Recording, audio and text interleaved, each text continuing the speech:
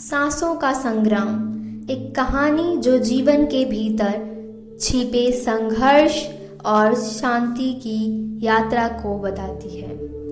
यह कहानी एक ऐसे व्यक्ति की है जिसने जीवन में कई संघर्ष देखे, परंतु उसे अपनी श्वासों के नियंत्रण द्वारा आत्मनियंत्रण की शक्ति प्राप्त करने की प्रेरणा मिली। यह कहानी दार्शनिक, मानवीय और भावनात्मक संघर्षों से भरी है, जो अंततः शांति और आत्मसंतोष की ओर ले जाती है। राजेश एक साधारण व्यक्ति था। उसका जीवन दुखों से भरा हुआ था।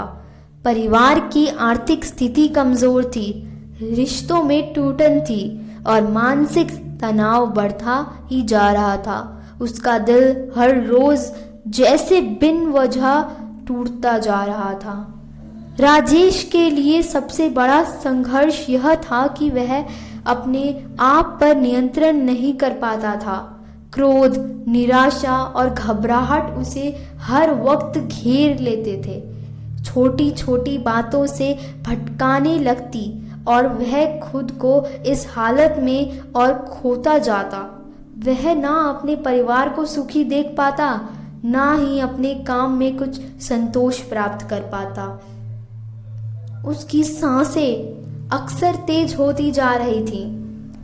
उसे लगता कि उसकी सांसें उसके शरीर को छोड़कर कहीं भाग जाना चाहती हैं। हर पल सांसों का अनियंत्रण होना उसे और बेचैन करता। एक दिन जब राजेश ने जीवन से हार मान ली थी, वह एक संत से मिला। उस संत का नाम महात्मा ज्ञान स्वरूप था। संत का जीवन बिल्कुल शांत था। उनकी आवाज में मधुरता और मन में अद्वितीय संतुलन था। राजेश ने उनके जीवन में वो शांति देखी जो वह खुद चाहता था। राजेश ने उनसे पूछा, महात्मा जी, आप अपने जीवन में इतनी शांति कैसे प्राप्त की? मैं हर दिन संघर्ष करता हूँ। मेरी सांसें मेरे नियंत्रण में नहीं हैं। मैं कैसे अपने जीवन को बदल सकता हूँ?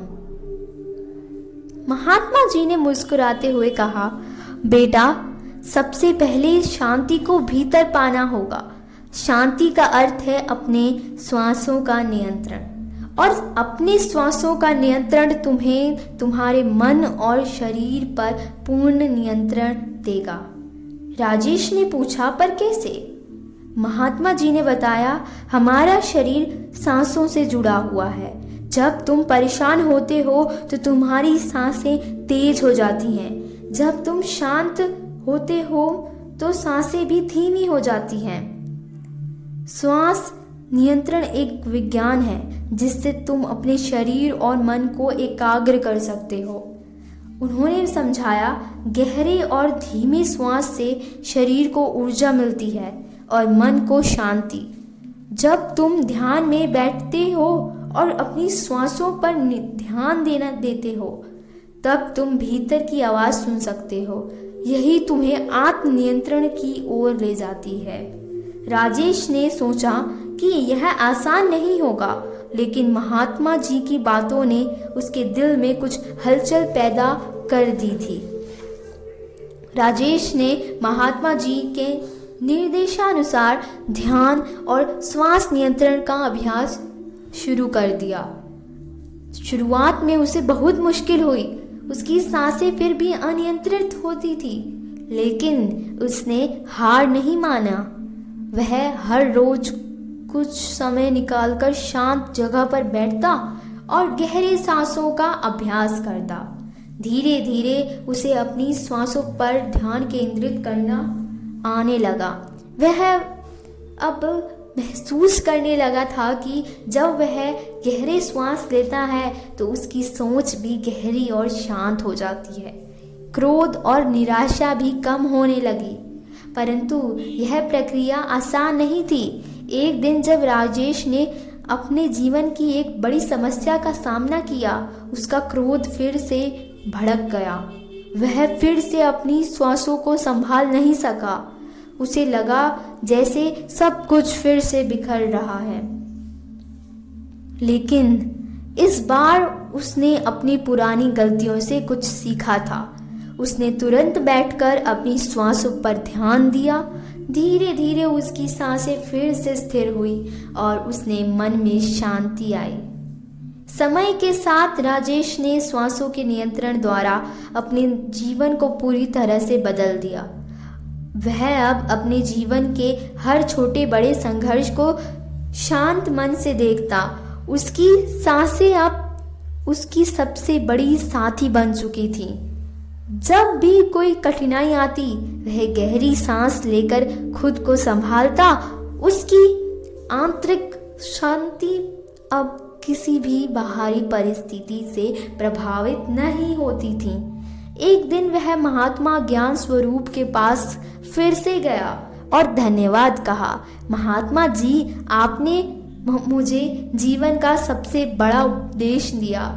आज मैं सांसों के संग्राम में विजयी हुआ हूँ। मेरे जीवन में शांति और संतुलन आ चुका है। राजेश ने अब ध्यान और श्वास नियंत्रण की कला को न केवल खुद के लिए अपनाया, बल्कि दूसरों को भी सिखाना शुरू किया। उसने महसूस किया कि जब कोई व्यक्ति अपनी सांसों को समझता है और नियंत्रित करता है, तो वह अपने भीतर के दुखों को भी नियंत्रित कर सकता है। वह अब लोगों के बीच एक प्रकाश बन चुका था, जो अंधकार में घिरे लोगों को शांति और संतुलन का मार्ग दिखाता। उसने अपनी कहानी कई लोगों को सुनाई और हर बार वह अपनी यात्रा के दर्द को याद करता, लेकिन अब उसे उस दर्द से डर नहीं लगता था। अब वह पुनः जान चुका था कि दर्द ही उसे आत्मनियंत्रण की ओर ले जाने का पहला कदम था। यह कहानी केवल श्वासों के नियंत्रण की नहीं है, बल्कि एक व्यक्ति की आत्मा की यात्रा की भी है। श्वासें केवल हमारे शरीर को ही नहीं, हमारे मन और आत्मा को भी प्रभावित करती हैं। राजेश ने यह सीखा कि श्वासों के नियंत्रण से जीवन के हर पहलू पर नियंत्रण पाया जा सकता है। यह कहानी केवल आपको बताती है कि कैसे शांति और संतुलित प्राप्त किया जा सकता है। अगर आप भी अपने जीवन में संघर्ष कर रहे हैं, तो अपनी श्वासों की ओर ध्यान दें। गहरी और स्थिर श्वासों को अपने जीवन को बदलने दीजिए। श्वासें का संग्राम कोई बाहरी लड़ाई नहीं है, यह अंदर की लड़ाई है। जब आप अपनी सांसों को नियंत्रित कर लेते हैं, तब आप अपने जीवन के हर पहलू पर विजयी हो जाते हैं। इस कहानी को धार्मिक सुविचार चैनल पर प्रस्तुत करें, ताकि अधिक से अधिक लोग श्वास और आत्मनियंत्रण की इस प्रेरणादायक यात्रा को जान सकें।